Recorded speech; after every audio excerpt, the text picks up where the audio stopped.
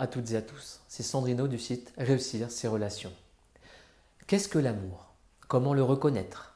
Comment le distinguer du sentiment amoureux? Ce sont des questions auxquelles je vais répondre dans cette vidéo. Alors tout d'abord, qu'est-ce que l'amour? Nous avons tous une définition de l'amour qui nous est propre. Une définition qui correspond à notre âge, à notre développement personnel, à notre équilibre et à notre maturité dans le domaine des relations amoureuses.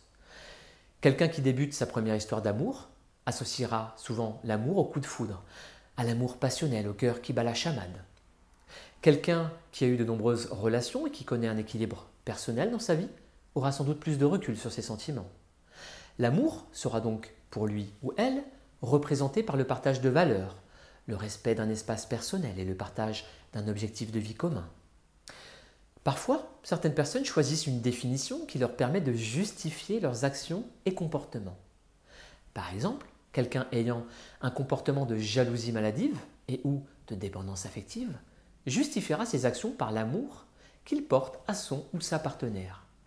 Par exemple, un jaloux maladif dira sans doute que l'on doit tout faire par amour pour son partenaire. De même, un homme ou une femme qui a une basse estime d'elle pensera que l'amour, c'est se donner totalement à l'autre et s'oublier dans la relation. En résumé, notre vision de l'amour est étroitement liée à notre maturité affective. Il n'y a pas de mauvaise vision de l'amour. En revanche, il y a des amours qui sont plus sains que d'autres. Pour comprendre ce qu'est l'amour, notamment le véritable amour, il faut revenir à ce qu'il n'est pas. Il faut du temps pour connaître quelqu'un, pour réellement le connaître. Ses qualités, ses défauts, ses spécificités, ses manies, ses habitudes. On connaît quelqu'un avec le temps, notamment quand on vit avec lui pendant un temps prolongé. On ne peut pas réellement connaître quelqu'un sans avoir vécu avec cette personne. Ceux qui ont vécu à deux le savent. On apprend beaucoup de cette expérience qui permet de confronter l'amour romantique à l'amour dans la vraie vie. Le ménage, le linge, la confrontation de nos habitudes et de nos tics, la cohabitation dans un espace réduit où l'on a besoin d'un peu d'espace personnel. Avec le temps et la cohabitation, on commence à en apprendre un peu plus sur la personne que l'on aime. Et plus le temps passe, plus on apprend à la connaître. À ce moment-là, on peut apprécier notre partenaire comme il est réellement. Ou bien on peut s'apercevoir qu'il n'est pas vraiment fait pour nous. Ou que nous ne supportons pas réellement qui il est. Il faut donc du temps pour apprendre à connaître quelqu'un.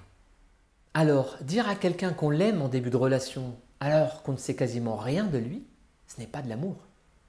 On aime peut-être son physique, son charme, son humour, sa confiance. On aime peut-être la manière avec laquelle il nous traite. On aime peut-être son image, ce qu'il dégage, mais on ne peut pas dire qu'on l'aime. Tout simplement parce qu'on ne le connaît pas réellement. C'est pour cette raison qu'on confond souvent l'amour avec l'état amoureux. Le fait d'être amoureux, d'avoir le ventre noué lors de notre premier rendez-vous, notre premier baiser, notre première étreinte sexuelle, le bonheur de recevoir un message d'amour enflammé par texto, c'est beau, c'est fort. Il faut juste garder à l'esprit que ce n'est pas réellement de l'amour. Ce n'est pas encore de l'amour. En revanche, on peut tout à fait débuter une histoire en étant amoureux et peu à peu apprendre à connaître et à aimer la personne avec qui on est.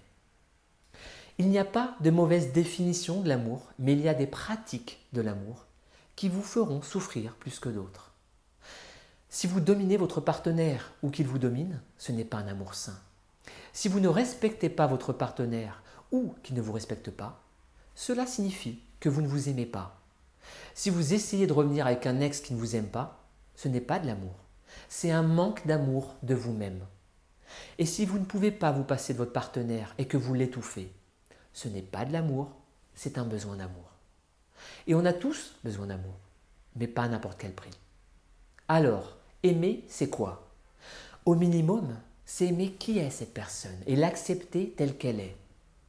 On ne peut pas aimer quelqu'un qu'on ne connaît pas. Et au début de la relation, on ne la connaît pas.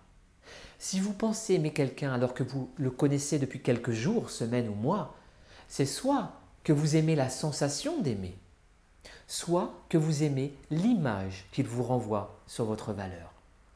Marcher auprès d'un homme ou d'une femme très belle, ça peut faire du bien à l'ego.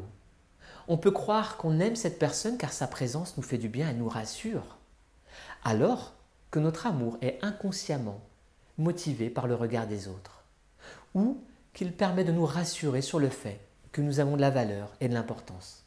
Pour aimer de manière saine et équilibrée, il faut apprendre à s'aimer soi-même, en dehors de son couple. Et le secret pour trouver un amour sain et durable, c'est donc d'apprendre à vous aimer et à vous respecter. Mais c'est également de respecter votre partenaire et faire preuve de bienveillance et de tolérance envers lui et vos différences. Ce que vous vivez dans vos histoires d'amour, c'est tout simplement le reflet de votre vision de l'amour. Voilà, j'en ai terminé pour aujourd'hui. Je vous remercie de m'avoir écouté. Si vous avez apprécié, n'hésitez pas à aller voir mon site internet ou à vous abonner à ma chaîne YouTube.